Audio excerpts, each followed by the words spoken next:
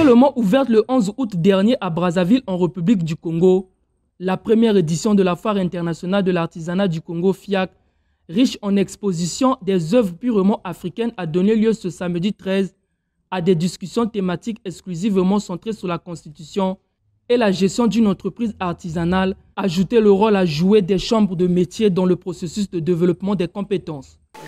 Moi, je veux tout simplement inviter les artisans à innover. Il faut innover. La bière qui se vendait peut-être en 1980, en 2000 par exemple, dans les calebasses, aujourd'hui, elle ne peut pas vendre dans les calebasses pour avoir de la clientèle. Il faut embouteiller, faire un emballage.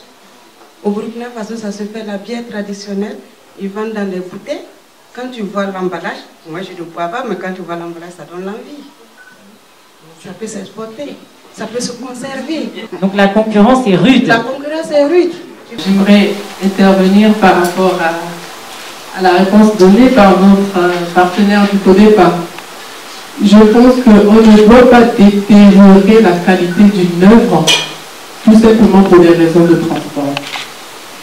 Cette pièce qui est en face de moi, c'est une pièce originale, avec du bois original, du bois pur. Si cette pièce fait 8 kg, la même pièce, vous demandez une copie en Chine, vous l'aurez à 1 kg. Vous savez pourquoi? La même pièce qui était à 8 kg est passée à 1 kg. Parce que la pièce de 1 kg, l'intérieur, il y a du cochon. Au cours de ces panels, les experts ont maximisé leur intervention sur des questions qui touchent plus d'un Africain. Il s'agit notamment de l'état de lieu sur la création des entreprises artisanales et de la formation continue en zone Afrique. Lorsque l'entreprise a la forme d'une société anonyme à responsabilité limitée, en ce moment, l'entreprise est obligée de s'enregistrer au niveau du registre du commerce et du mobilier.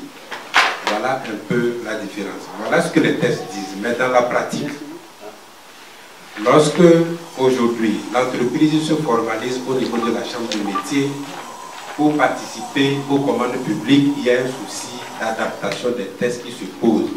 Et chaque État membre est en train de travailler là-dessus. Ce moment d'échange, de partage et d'apprentissage a permis aux artisans de faire valoir leurs idées créatives en vue de mieux orienter les actions des pouvoirs publics. Au Congo, il nous manque des cadres d'échange comme celui-ci. Je suis vraiment très satisfaite parce que il y avait des informations que je n'avais pas, qu'aujourd'hui j'ai eu sur la formalisation des entreprises artisanales, et il y a eu certaines institutions où je ne comprenais pas les thématiques et les rôles que j'ai eu aujourd'hui. Et il y a eu beaucoup aussi d'organisations qui n'ont jamais vu le jour. Je me demandais pour quelles raisons ces institutions n'ont jamais démarré. La FIAC s'affiche aujourd'hui comme une activité incontournable qui s'inscrit désormais parmi les grands rendez-vous internationaux dédiés à la promotion des artisans et leurs produits. Elle connaîtra son épilogue le 20 août prochain.